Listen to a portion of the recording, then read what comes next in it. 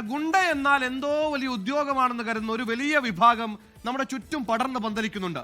നാട്ടിൽ എന്ത് ആഘോഷം ഉണ്ടായാലും അവിടെ തല്ലി ഷോയിറക്കി ആളാകാൻ മെനക്കെടുന്ന ചിലർ, അതിൽ വല്ലാത്ത ആനന്ദം ആസ്വദിക്കുന്നുണ്ട്. അവർ കഴിഞ്ഞ കുറച്ചു മാസങ്ങളായി അടങ്ങി ഒതുങ്ങിയ ഗുണ്ടകളൊക്കെ വീണ്ടും ശക്തി പ്രാപിക്കുന്നുണ്ട്. ഏറ്റവും ഒടുക്കത്തെ സംഭവം ആലപ്പുഴയിലാണ്. വലിയകുളങ്ങര ക്ഷേത്രോത്സവത്തിനിടെയാണ് ഗുണ്ടാസംഘങ്ങൾ തമ്മിൽ തല്ലിയത്.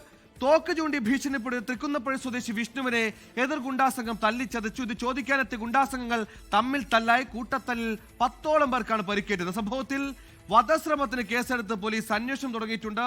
ആലപ്പുഴയിൽ അശ്വിൻ ബാലായി തയ്യാറാക്കിയ സമഗ്ര റിപ്പോർട്ടിലേക്കാണ്.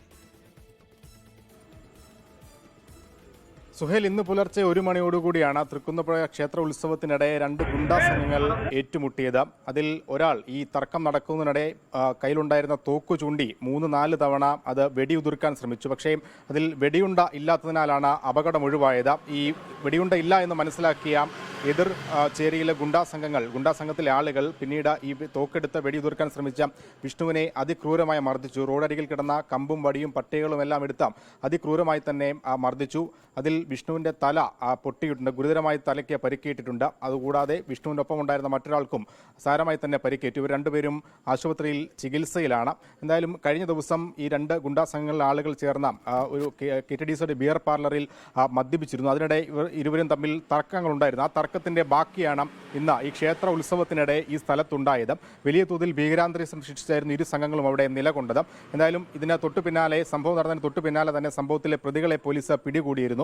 അതിൽ തോക്കു ചൂണ്ടിയ വിഷ്ണുവും ഒപ്പം വിഷ്ണുവിനെ ക്രൂരമായി മർദ്ദിച്ച ഒരാളും ഗുരുതരമായി പരിക്കേറ്റ ആശുപത്രിയിലായിരുന്നത് കൊണ്ട് തന്നെ കേസെടുക്കുന്ന നടപടികൾ അല്പം വൈകി. എന്തായാലും ഇതിൽ ഏറ്റവും ഒടുവിൽ പോലീസ് FIR രജിസ്റ്റർ ചെയ്തിരിക്കുകയാണ്. 8 പേരാണ് ആ കേസിലെ പ്രതികൾ.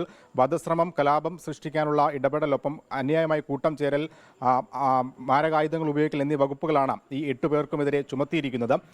ഒപ്പം മറ്റ് നടപടികളിലേക്ക് കൂടി പോലീസ് കടക്കുകയാണ്. ഈ 2 ഗുണ്ടാ സംഘങ്ങൾ തമ്മിൽ മറ്റെന്തെങ്കിലും ഇടപാടുകളുണ്ടോ, എന്താണ് ഇവർ തമ്മിലുള്ള യഥാർത്ഥ തർക്കത്തിന്റെ കാരണം എന്നടക്കമുള്ള കാര്യങ്ങൾ പോലീസ് വിശദമായി അന്വേഷിക്കുന്നുണ്ട്. അതിലേക്ക് വിശദമായി കടക്കണമെങ്കിൽ നിലവിൽ ഗുരുതര പരിക്കേറ്റ് ചികിത്സയിൽ കഴിയുന്ന ഈ തോക്ക് ചൂണ്ടിയ വിഷ്ണുവിനെ വിശദമായി തന്നെ ചോദ്യം ചെയ്യേണ്ടതുണ്ട്. അത് ആശുപത്രിയിൽ നിന്ന് പുറത്തിറങ്ങിയ ശേഷമായിരിക്കും അത്തരത്തിൽ വിശദമായൊരു ചോദ്യം ചെയ്യലിലേക്ക് കടക്കുക. എന്തായാലും നാടിനെ തന്നെ വലിയ ഭീകരാന്തരീക്ഷത്തിലേക്ക് തള്ളിവിട്ട ഒരു സംഭവമായിരുന്നു ഇന്ന് പുലർച്ചെ ഈ ക്ഷേത്രോത്സവം നടക്കുന്ന 100 കണക്കിന് ആളുകൾ അവിടെ ഉണ്ടായിരുന്ന സമയത്ത് അരങ്ങേറിയത്. സുഹേൽ, ലോകത്തെവിടെയായാലും ഏത് സമയത്തും 24 വാർത്തകളും ഓഗ്മെന്റഡ് റിയാലിറ്റി പാക്കേജുകളും എക്സ്പ്ലെയിനറുകളും വിശദമായി കാണാൻ ഞങ്ങളുടെ YouTube ചാനൽ നിങ്ങൾക്ക് സബ്സ്ക്രൈബ് ചെയ്യാം.